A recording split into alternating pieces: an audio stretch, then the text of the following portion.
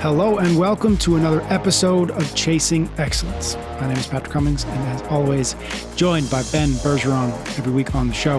We dedicate some time to exploring how we can live a life of better health and increased fulfillment. We answer your questions about the 5 factors of health, dive deep on living a life of excellence, and explore the strategies and frameworks to help us chase what truly matters. Thank you so much for joining us. How the heck are you, Ben? I really like the intro to our show. Oh, good. You can have it. It's yours. I really like it. It says what it's supposed to say. Okay. All right. We're going to jump right into it this week. We've got listener questions about aerobic capacity, weighing pros and cons of big decisions, rebuilding a relationship with a significant other, and more. Our workout is going to be a conversation about how to embrace good adversity while minimizing bad adversity, especially when it comes to our kids. And lastly, we'll wrap up with a recommendation roundup of the books, movies, podcasts, and activities we've been enjoying lately. We're going to dive right into our warm-up. We start each episode with your questions about the 5 factors of health, those few fundamental behaviors that most positively affect our performance, vitality, and longevity. Those 5 factors: how we eat, how we move, how we think, how we connect, and how we recover. We're going to get right into the first one from Eli in our move category. He says, I think it's a he, a question that I'd love to learn more about is the fundamentals of aerobic capacity. I often feel confused on how to add cardio sessions into my CrossFit workouts that will help me build that specific threshold. In some ways, it seems as easy as doing aerobic interval training, but my interest lies in learning more about the basic fundamentals of what aerobic capacity is, how you can determine your own, and the basics of improving it. Okay, so to keep this fairly simple, which doesn't sound like Eli's very interested in. Sorry, Eli. Okay. But is it safe to say go chase Chris Hinshaw, given that he called his thing aerobic capacity, right? Okay. So if you want to deep dive, Chris Hinshaw. Yeah, that would be a phenomenal resource for that. But here's the simplistic approach. Yep. He's right, like in terms of it's the idea is to go and do some aerobic intervals, maybe, and that will help improve it. So here's to improve aerobic capacity. What you first want to figure out is basically, and he's asking this and he's asking the right questions. It's like, how do I measure my thresholds to know kind of like what it is where I should be spending my time and energy? So here's the simplistic approach to this and the appropriate approach to this, which is you start slow. Mm-hmm. If you go too fast, you might not be working your aerobic system the way that you want to be working it. Interesting. So the idea is, if we were to use heart rate, I don't love it, but if we were to use heart rate as one of those indicators, training somewhere around 65% of your maximal heart rate is a good place to start, and you try to get that stretched out. Think of it in terms of, I'll give an analogy for this. You have a bunch of, you have a 5-gallon bucket, and there's a spout about an inch off the bottom of the bucket that as you fill water up, it can drain out of that. Yep. If you pour too much water into that bucket, you're no longer really using the aerobic system anymore, right? It's going to fill up past that and it starts to flood and fill. And then you're training essentially other aspects, whether it's lactic threshold or anaerobic threshold, whatever it might be. So the really kind of starting place for this is keep it kind of moderate. Mm-hmm. It's like keep it chill and mellow, and that allows you to build that aerobic foundation, that aerobic base. Okay. Now here's the little added. So that's where everyone should start. Like just say do CrossFit and then do some easy 20 to 60 minute aerobic pieces if you're looking to work on this specific aspect. From there, what's the weakest link? I'll give 2 examples. Athlete A came to us as a triathlete when they were younger, and now they run marathons once a year just to jump in and do them for fun. Now they're joining CrossFit, and man, they get really out of breath when they are doing Nancy, which is running and overhead squats. Yep. that athlete is not going to improve as much by doing a whole bunch more base building because they've already done the base building. What that athlete needs to do is more quality work at higher thresholds. They need to get comfortable being more uncomfortable. So essentially what you can think about that analogy of that 5-gallon bucket again. What we need to do is imagine there's like a dozen or so little Lego guys in the bottom of that bucket. We need to train those Lego guys to be able to shuttle the water out faster. So it's more like lactic shuttling. And that's it's us working at 60% is not going to do a whole lot. They've done so much training there as well. We need to kind of work on that next level higher up threshold.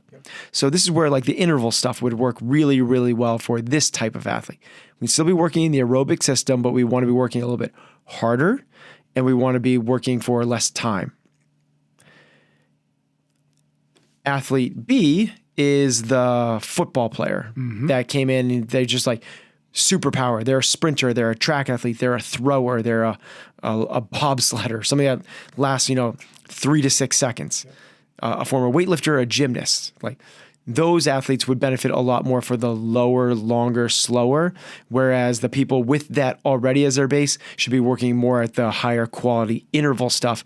Because what ends up happening is for those football player, gymnasts, the short guys, when they get into their training, like even if they're doing intervals, they just fill up. They just fill up completely and they can't shuttle it out. You got to spend more time at base before you come up. So their little Lego men can work real fast for a short period of time, but they need to go slower, longer. They just don't have any Lego guys, period. I like the Lego guys at the bottom of a bucket. All right. Next question is from in our think categories from Kelly. My husband and I are trying to decide if we should move closer to family, 1 hour away, and be in a better school district and smaller town, lower cost of living versus stay where we are, surrounded by our friends, our gym community, and are comfortable outside of the 3 things listed above. Work wouldn't be a factor as we can work from home. I feel very 50-50 on this, but we would like to make up our mind before our kids are in school in a year or so. And my husband said he'd be happy either way. How would you go about weighing the pros and cons of a big decision like this?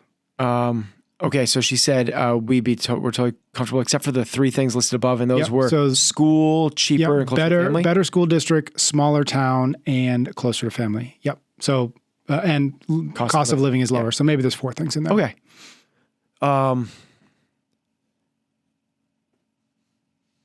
And the things they have going for their town right now is they have a good friend group and they have friends, gym community, and like they're good to go where they're. Okay. Like there's nothing. Here's what wrong. I would do. I mean, I don't have the answer to this, but my suggestion would be to explore. Honestly, it's like the gym in the new community. Yeah. Like literally, like that might be if you love the gym in the new area, the new town, you're gonna make the friends. Yeah. The friends are going to be there. Like, I know how cool like friends are and your neighbors and stuff like that. Everyone makes new friends in new places, unless you are like besties, right? Unless you are besties with your neighbors and you like are like, it's the, one of the biggest values in your life is how close you are to the friends that you have in your town that are that close. If it's like, no, we got good friends and, our kids hang out with them and, but you're not going on every vacation with these people. You're not doing the holidays with these people. That's a good delineator. Yeah, and on a Friday night, they're not coming over and you have to kick them out of the house at 10 o'clock. You're like, you guys go home. Like, if it's not that type of situation, then you have friends. You're going to make new friends. Yep. And when their kids go to school, you're going to make new friends. You're going to make new friends through your school and particularly through the gym. Yeah. But if this is kind of, I don't think this is just me being like the guy that owns the gym that puts much emphasis on this, but it matters. Like if you love your gym, you don't want to move to a new town and hate it and not have the community, not have the fitness, not have like that thing that was your best hour of the day. So I would go and try out the gym in the new town. And if you fall in love with it, it doesn't sound like there's much of a decision. Like go and do that thing. Like it sounds like it would be a great move. Yep. If you go there and the gym is if there's no gym or there's no gym, it's really subpar. The traffic's terrible getting there. The owner's a meathead, like whatever it is, like, then if it's 50-50, don't move. It's like, let that be the deciding factor. There you go. Easy. See, you didn't know how to answer it, but you did. You gave them the one thing. Just go find a new gym. All right. Next question is in our E category. And this is maybe an odder one to put in the E category, but I have a feeling you're going to go practical with it, which is why I put it here. What are some mindset strategies athletes who struggle with eating enough to fuel their performance could use when starting to eat more? Okay. So what are some mindset strategies athletes that need to eat more could use when they start eating more? To eat more. And they're probably struggling with it. It's like that is a thing, exactly. right? Yep. I hear a dad or mom asking this for their 13-year-old who wants to. Yes, exactly. That's a great idea. I hadn't, but that's my guess. Yeah. Or it's like a coach that's trying to get people to eat more and they're bumped up against it and they're like, no, I want to be super lean and like, so I know you put this in the mindset category and they ask the eat category. Oh, in the eat. Okay, good. That's because I thought you would go yes. Because I think it's mechanical. Yeah, exactly. Yeah. If it's talk to them about performance and they probably don't want to eat a lot because they're looking for the aesthetics and the looks thing, but form follows function. Mm-hmm. And if you want to look good, you have to perform good.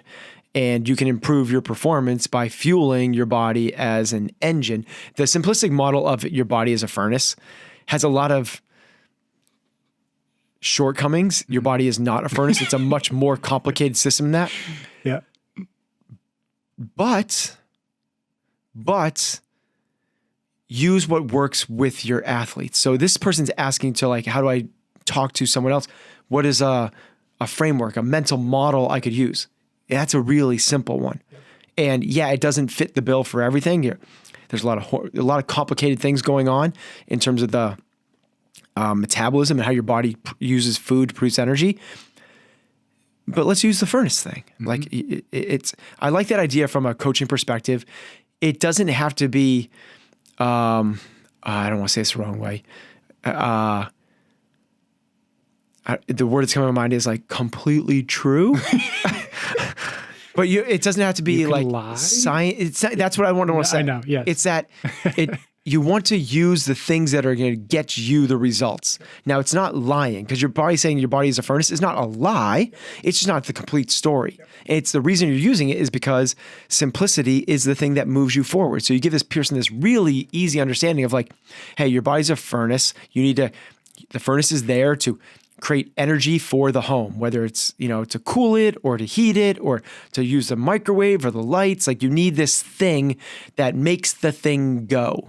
Okay. You need to put the fuel in the furnace for it to be burned up to be able to produce the energy. You're not putting the fuel in the furnace.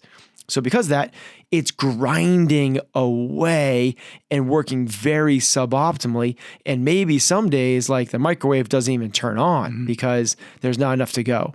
You would be so much better served in so many different areas of your life if you chose to fuel yourself appropriately.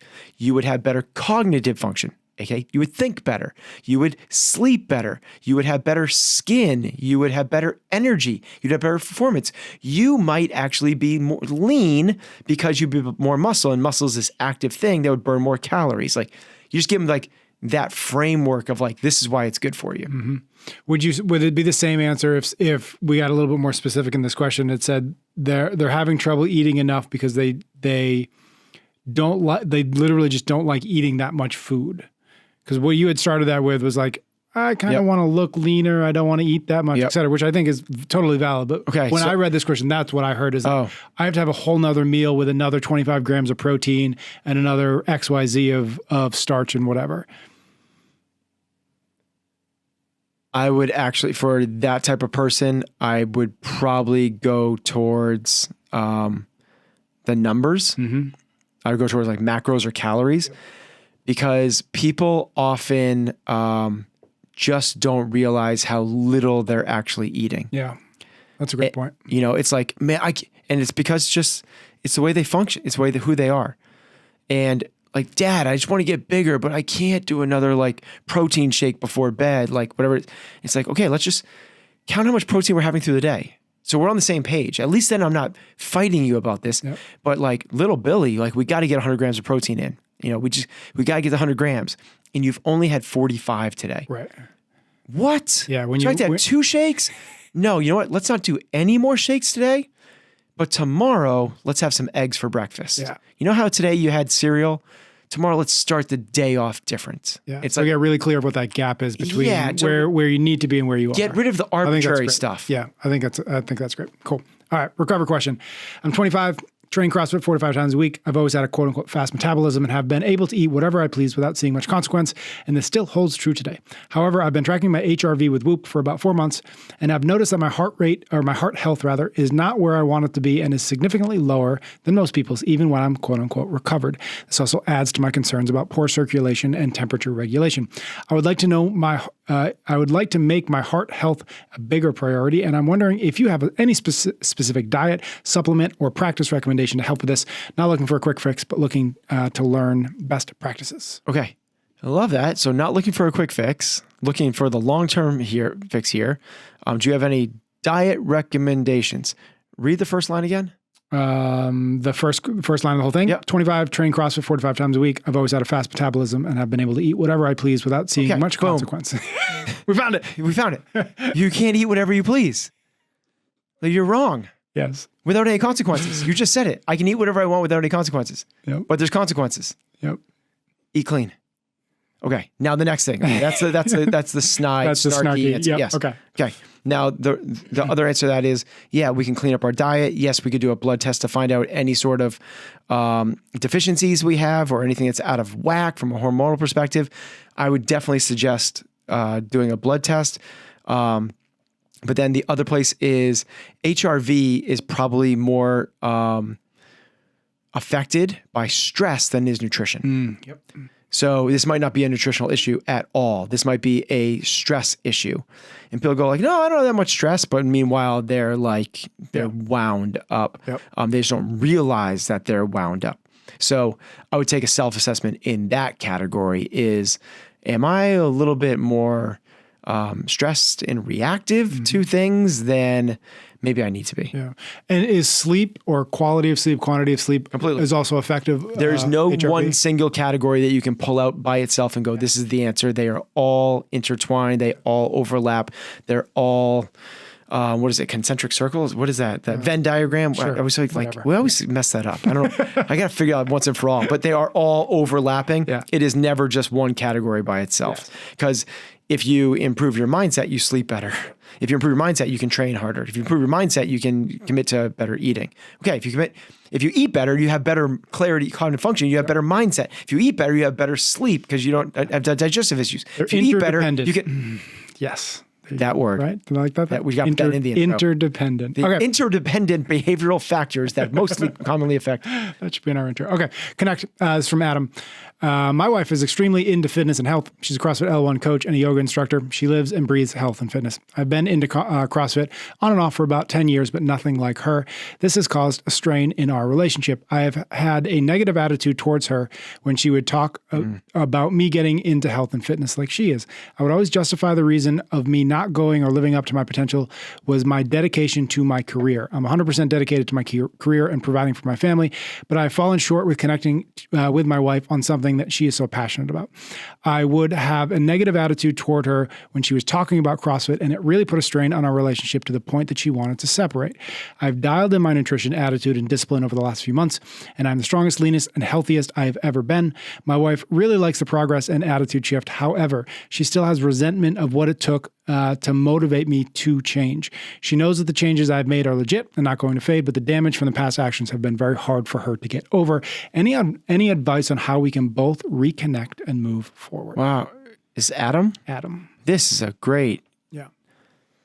I love this because of the vulnerability and the self-awareness. That's what I love about this question. Understanding that he's put 100% into career and neglected wife and health. Understanding that it's a big priority for her and he used to get annoyed by that. And then the willingness to go, this matters to me. Oops, I made a mistake. And not only the vulnerability to say, like, raise my hand, I kind of messed this thing up. I'm taking action. Now I'm the fittest I've ever been in, it sounds like 3 short months or something, like a few months. Like, Yep.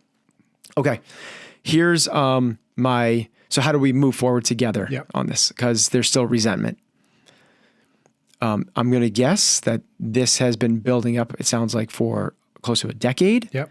It's not going to be fixed in 3 months. It's just not. And kudos to you, Adam, for doing the hard work and making the changes. Your wife's a human being, and 3 months of new is not going to outweigh a decade of old. It's just the way it is. Okay, so that's the first real harsh reality. The second one is you both can speed that process up by working proactively to let it go.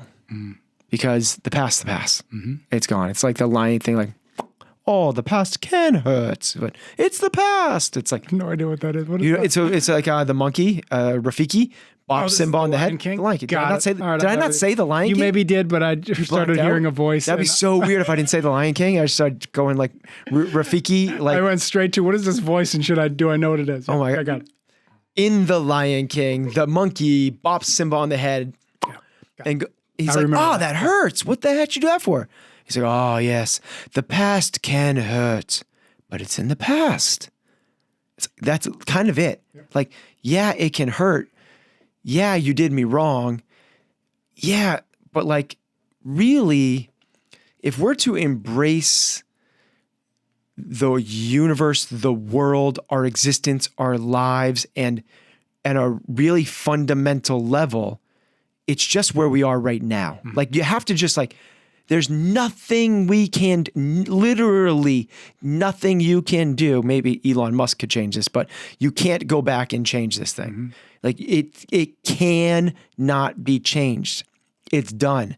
So are you going to, Stutz thing, are you going to get caught up in the maze?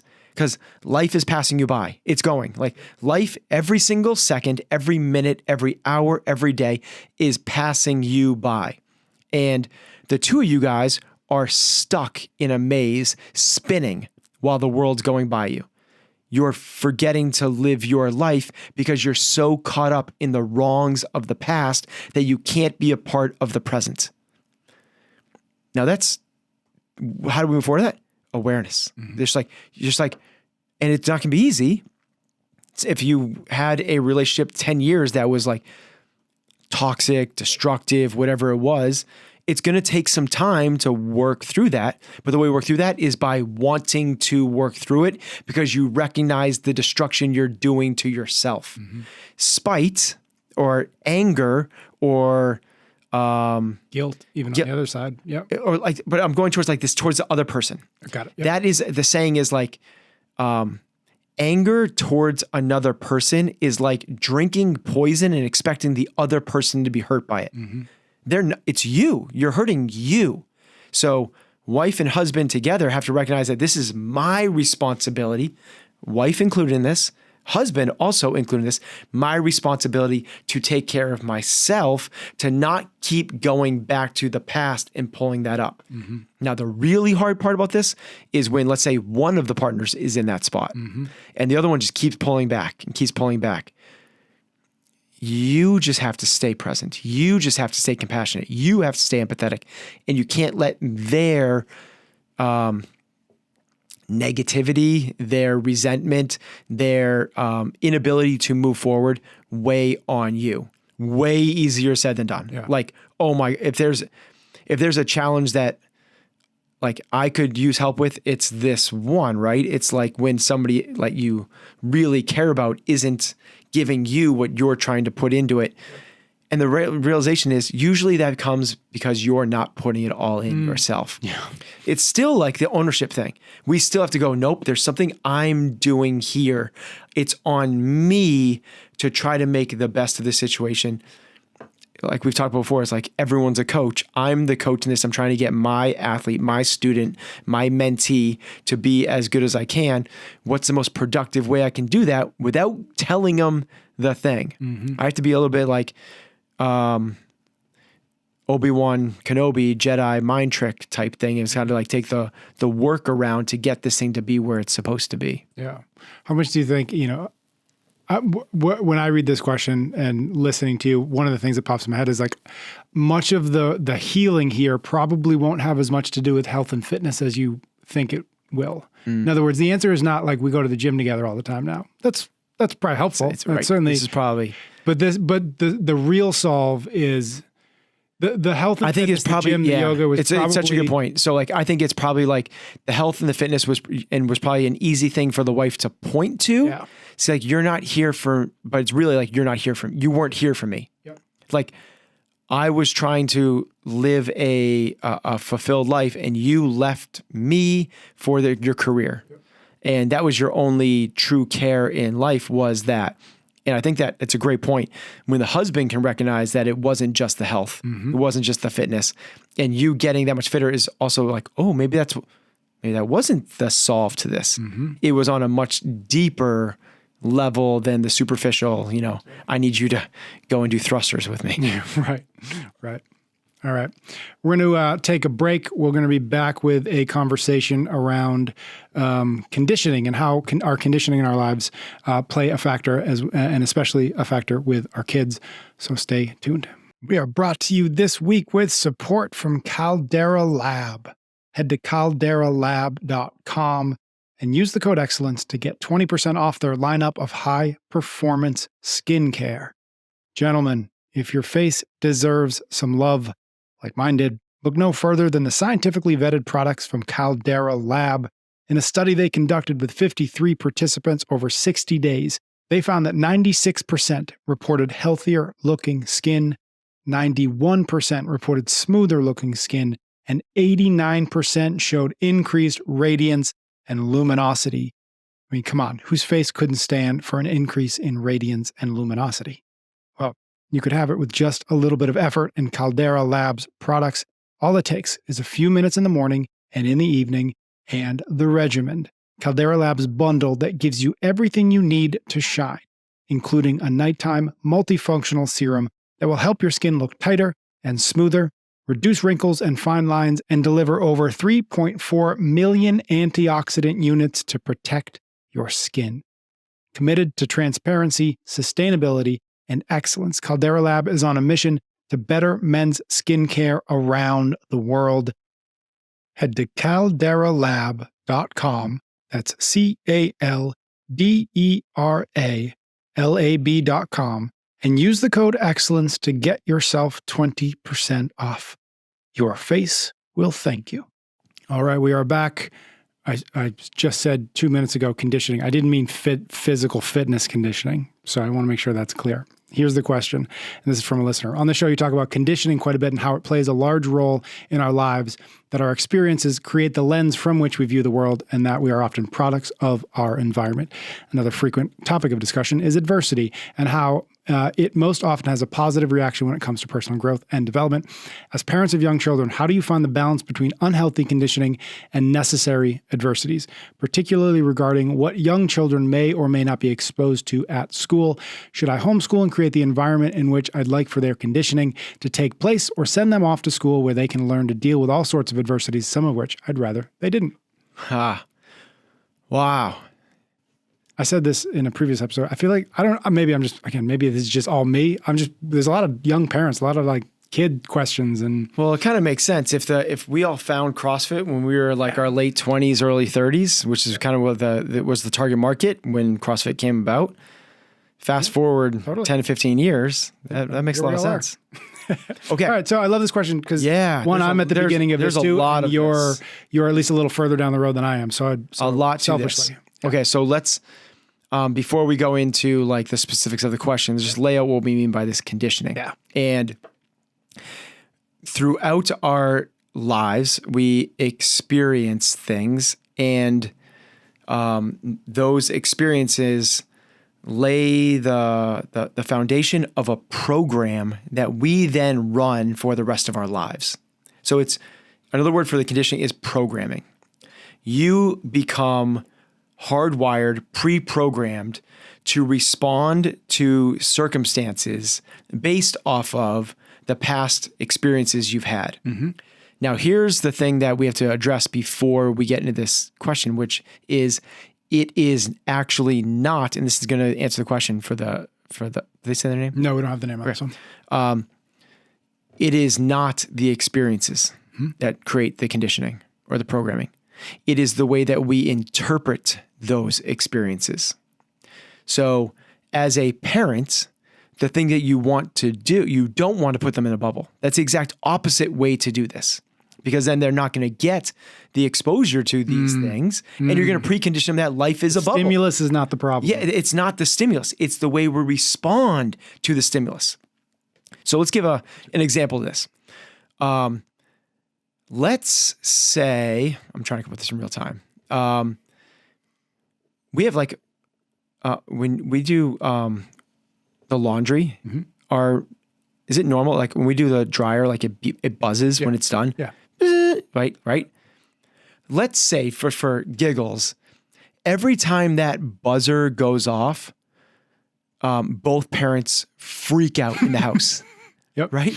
Yep. Like, oh my God, the laundry's done. The laundry, like Jane, quick, upstairs, get the laundry done. And she's like, oh my God, Bill. Oh my God. We got like, okay.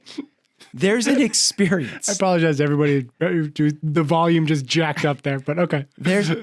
Right? It's an experience. Yeah.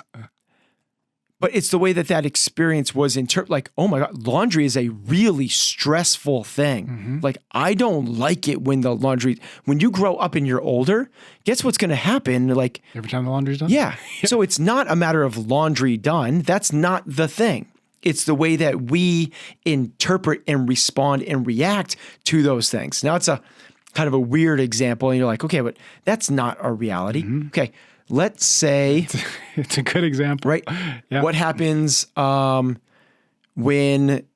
I'll give you one because it happens in every time we're 10 minutes from the bus showing up. What happens in the house? Love it. Right? Anybody with young kids knows what the last 10 minutes before the bus pickup is like. I'm trying to think there's something that will go into future life type things, right? Like, okay, let's take one similar to that, which is every time we're trying to leave the house. Sure. Yeah. Right? Similar. Yep. Every time we're trying to leave the house becomes really stressful, really tense, a lot of conflict. The kids could cut the tension with a knife. They almost want to like get away and go into their rooms. The programming that's going to run through life is when we need to, we need to get out the house to be on something, that's a bad thing. Yep. And what's going to happen is as a parent, when they are parents and the spouse doesn't have that thing, and one parent brings that to relationship and the other one doesn't, like, why are we always so late? Like it's okay, but it's not the event is leaving the house. Yep. But it's when I say the environment is not experiences. Can be, but environment usually is the way that the whole ecosystem responds to the events. Yeah. That's the environment. Yep. So if the question becomes, or the answer to the question then becomes that we are not trying to control the events. That's the difference. We're not trying to keep our kids from, as much as like, it sounds weird, but like experiencing adversity, right? And we kind of layer that into like different things. Someone laughs at them for bringing shrimp instead of a sandwich to lunch. We're not trying to control that. What we're trying to do is talk to our kids about the appropriate ways to navigate when somebody makes fun of them for bringing shrimp instead of, I'm bringing real world examples here. It's very specific. That's oddly specific, Ben.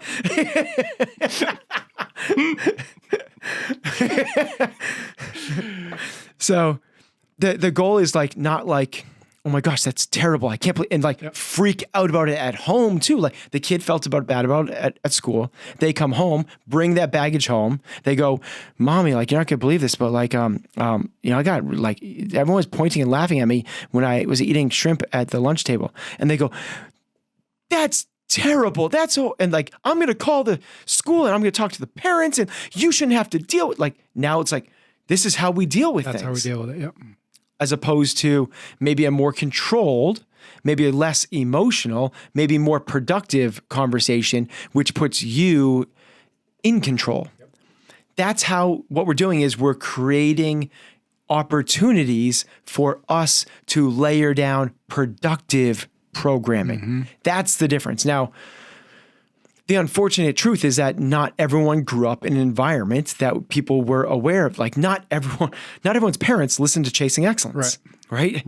Most of them were products of their own conditioning, which is parents that are just trying to get by. They were working their ass off in the factory. The boss yelled at them. They were having trouble paying the bills. They're coming home exhausted. And then the kids go, Daddy, this is how it is. And they're like, listen, just like, and they lay into them that way. Like, so the cycle repeats. Our jobs as parents is to be generation breakers. We are not our past conditioning. You are not pre-programmed. You will be by default if you let it be by default. But what that's called is being unconscious. This is the difference between unconscious and conscious. Conscious is I'm aware that I have a choice of how to navigate this situation. When the dryer buzzes, I don't need to freak out, even though that's the way I was brought up. It's people like, all the credit in the world to them because this is hard. Like it's really hard to pop up out of the matrix, have a look around and go, wait a minute, this doesn't need to go this way. I don't need to do it this way. And the people that have the hardest, like substance, physical, and verbal abuse, like this is the perpetual cycle. Like I grew up this way. This is the way we do things. This is how we deal with situations. So when you get forward, this is how I do things. This is the way we do it. Because this is the human programming I've been set up to run on. The goal for all of us as human beings is to recognize what is the right way, what is the most advantageous way to me to navigate this and any situation. Then, if we're able to do that, can we get our kids to recognize that? The best time to lay this into them is as early as literally like when they come out of the womb. Like I'm not exaggerating, like from day one, to me, this is the job. Can you set your kids up to be able to deal with stress, challenges, and adversity in as productive a ways? Because that's all life is. And we know this through hormesis, which is the body's ability to adapt to stress in a positive way. Well, you have this all over the place. Like a hard conversation, the boss says to the employee, like, we got to talk, you're not meeting expectations. If they respond to that the way that their parents responded to them coming home with bad grades, going like freaking out, like they're going to freak out. If you go, wait a minute, or better yet, you talk to your kids in a way that they have an understanding on a fundamental level. It doesn't have to be a fundamental level when they're zero, right? But as they get older, they go, hey, like this is how we deal with this. It's another way of just lowering bad stress. It's another way of saying it. Like we've talked about this a lot on the CompTrain side of things. How much can you handle? Like if you grew up programmed with a victim mindset, you can't handle much of anything. Everything affects you. You are a slave to your environment. If you have a warrior mindset, not much can get at you because your mind, body, and soul is pure. And no matter what happens outside, can't rattle you inside. That's our jobs as parents. That's what we're trying to do. And the way to do it to me is not homeschool them, get them in a bubble where they don't have any adversities and go, see, it's all working out just fine. That's not what life is going to present. Every living thing on planet Earth has daily adversities. Now, sometimes you might get a day or two when you're in Jamaica sipping, pina coladas that there isn't much, but I'm going to guess even when you're there, nothing is absolutely perfect. You still might not get the sleep that you might wake up hungover. You might, the waiter might take too long to come to the table. You might get served. You might get sunburned. Like it might be low tide when you want it to be high tide. Like it's not going to be absolutely perfect, no matter how perfect it is, even pina coladas in Jamaica. So the goal is how well do you navigate the challenges that we're all going to face? And we start with the small ones. We start with, it's low tide. I wish it was high tide. Yeah. We start with my pina colada's ice already melted. We start with, I'm stuck at a red light that I wanted to go through. We start with it's raining out. I wish it was sunny. We start with the easy ones. And then if we can work and kind of grab ownership of that, those ones don't rattle me anymore. Then we can kind of like train, do the reps with the bigger ones, which is like, your kid's being bullied. Someone said something bad about you on social media. Boss says we need to talk.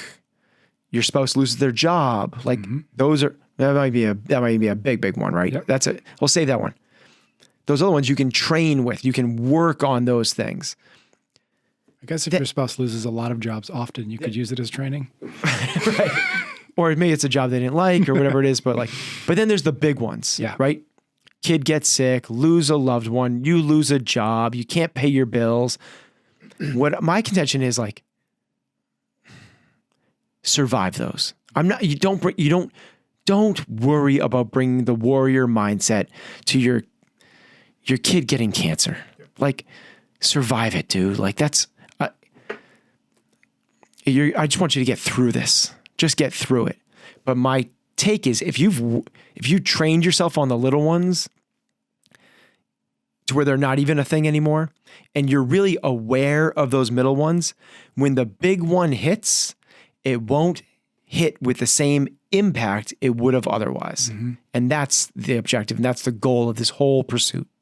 It's interesting because there's a parallel to what we've talked about previously and recently, which is that you train in peacetime so that when wartime comes, it's not that you thrive in wartime, it's that you make it through it. Yes. And there's a degree to which I think that that's the same when we work on our, call it mental fitness in peacetime or in times when there are these little things, these little daily things.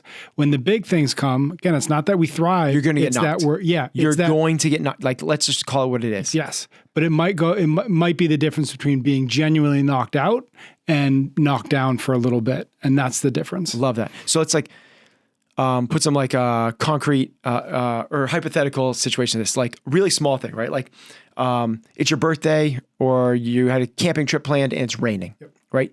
Okay, you're bummed out, but maybe you're bummed out for a minute or two and you get past it. Okay, like, but if that bums you out for like hours or days, or even go back to it like a month later, be like, I can't believe it freaking rained. How unlucky am I? Yeah, like we got some work to do. But if you can honestly like become aware of it, like, oh, like you want to go through that light and the person in front of you stopped and you're like, once you get rid of the you go like, all right, this is reality. Like, okay, like you don't have to stop the immediacy. Like your body's going to react. That's totally cool. That's normal. It's like, fine. Expectations didn't meet reality. Cool. Little bump on the radar. How small can we make that bump on the small things? Then the bigger things, right? Which is like you came in last place in the workout. Your kid was bullied at school, whatever it is. That's a bigger thing, right? Boss says we got to talk. Like, okay, now I'm knocked down. It's a bigger blip, but it's this thing that's going to affect me for a couple hours, maybe a day or two. But like we're able to move past it. The bigger things, like it's okay if it takes us days, weeks, or even longer to get past these things. If we have that buffer, because we have worked on our mental fitness so much, it won't put us in the dirt. And that's the idea. You have a miscarriage. It's okay to be bummed out for weeks or months. That's okay. Like, I'm not saying warrior mindset. Or robotic mindset. Right. Yeah, like your kid's diagnosed with some horrific disease. I'm not going warrior mindset there. I'm going to do it to survive. Like, we got to just try to make it through this. But if you've done the work before, I'm pretty confident you're going to be okay during this thing. Not good, not thriving, you're going to be okay. And you're going to have some really hard days, weeks. It might even be a hard blip of your life, but we're going to be okay. Last thing on this, just to put a pin in it, talking about the stimulus, which I love, which is something else we've talked about, which is like, this is what we do around here. In your home, back to conditioning, back to stimulus and response, that is actually something that we can decide. We can decide what we do around here, how we treat things, how we treat each other, how we respond to things. That is something that is actually within our control. I think that to me, that's the big takeaway from this is like, you don't have to accept when the laundry goes off, you don't have to accept that we freak out here, even if that was the only experience you ever had. These are choices that we make. As hard as they are, there are choices that we can make, and we can make a different choice. I want to highlight the pronouns that you're using there, which are the really powerful ones, which create a sense of belonging. Mm-hmm. What you said is like, that's not the way we, and that's how we react here. That's so much more powerful when you're trying to teach people than you. Yep. Like, you don't need to react like that. You don't need to do this. It's like, what you're doing is going like, you over there, and I am over here, or we are over here. Instead, it's, you're a part of it. That's not the way we do things here. We don't act like that. We don't respond to things like that. I love it. Cool. Okay, we're gonna take a break. We'll be back in just a minute. We've got a great shout out and another round of our recommendations, so stay tuned. This week's episode is brought to you by Timeline Nutrition. Head to timelinenutrition.com/excellence to learn about their signature product, MitoPure, which is the first product to offer a precise dose of urolithin A to upgrade your mitochondria function, increase your cellular energy, and improve your muscle strength and endurance. The fine folks at Timeline have been working on MitoPure for 15 years, and during that time, they've been busy, conducting 11 human clinical trials and publishing over 300 studies of urolithin A, with more in the pipeline. When you go to their website, you can get the details of all of this scientific rigor. You can read all about the randomized, placebo-controlled clinical trial that they ran that showed a significant improvement in muscle strength after taking MitoPure for 4 months, or another clinical trial that showed participants who took MitoPure for just 2 months showed a significant improvement in hand and leg muscle endurance when compared with participants in the placebo group. The point is, this stuff isn't just some fly-by-night supplement with iffy credentials. Timeline Nutrition is working hard to give your cells new life with high-performance products.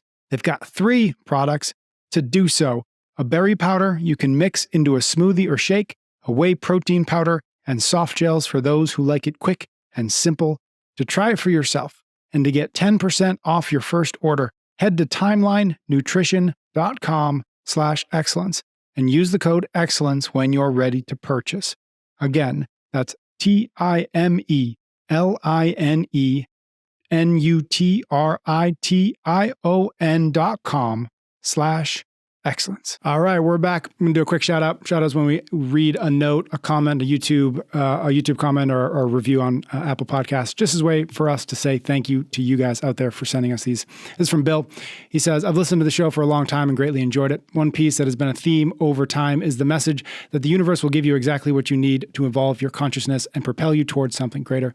In 2019, my oldest son, who was 8 at the time, was diagnosed with an untreatable brain tumor, and he passed away 10 months later. Holy crap.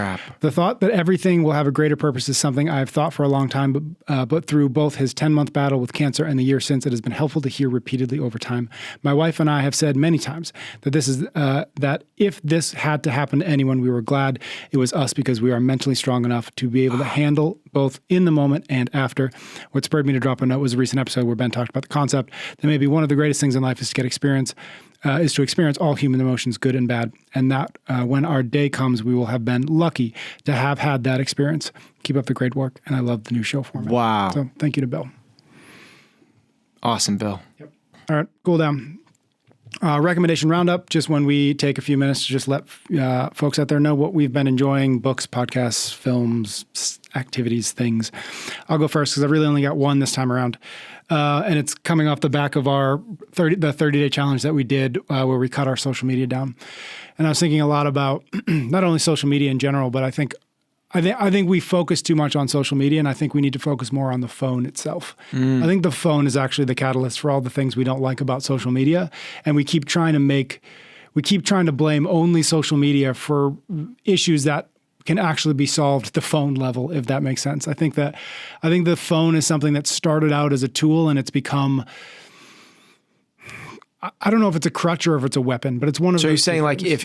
if Instagram, Facebook, Twitter was to go off the face of Earth, it would we still have we'd problems. Yeah. We would still be looking at this thing too often. It just happens that those social media platforms have tapped into something not particularly helpful.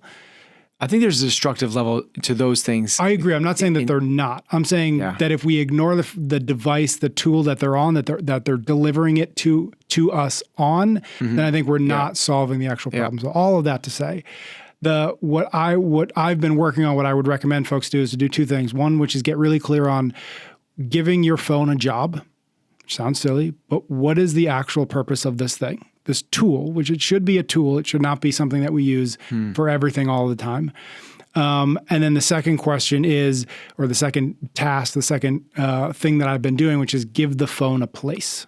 In other words, the place should not be in your back pocket next to you. Or worse, face up on the table next to you. 100%.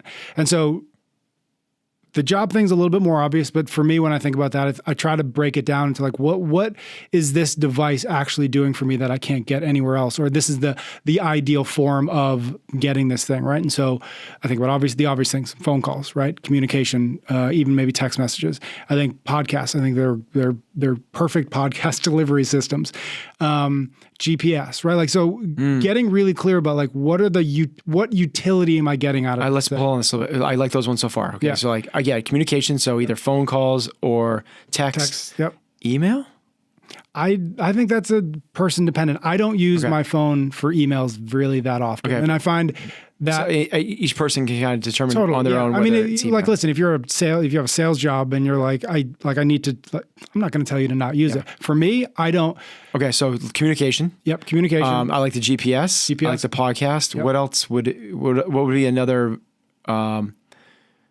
justifiable job of the phone? It's a great question.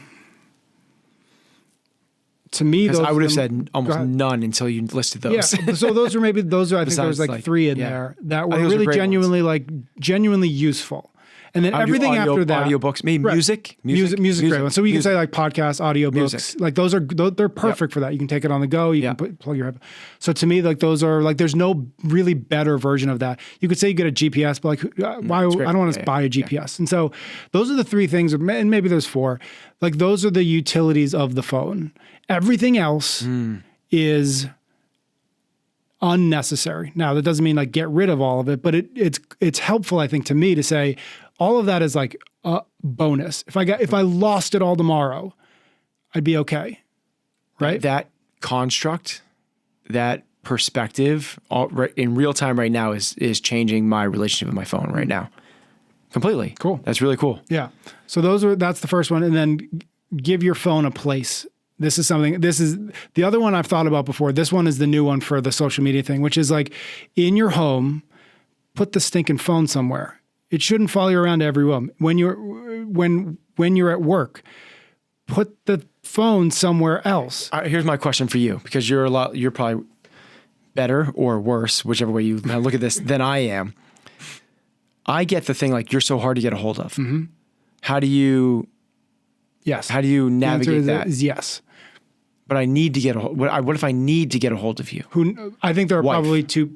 Sure, there are probably two people who need to get a hold of you, and my guess is that the need is not a need nearly as much as we think it is. No, it's what if I need to.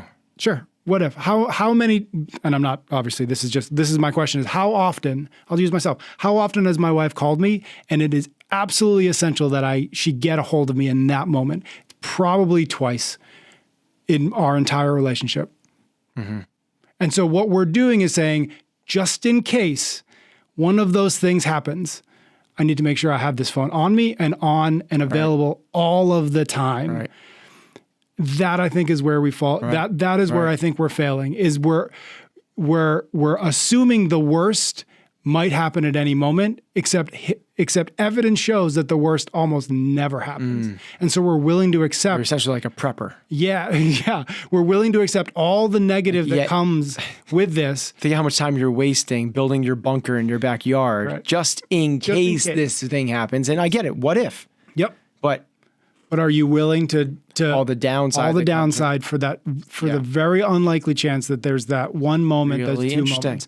And so for me, just practically speaking, is I don't want, like, I just found and again, it was during this last, when we did that month I was like, how do I cut it by 50? I stopped carrying the damn thing around all the time so that when I'm sitting down and my kids are goofing around on the floor, I don't pull it out. So I put it in the pantry, and in the office, I don't put it next to me, because if it's next to me while I work, guess what happens?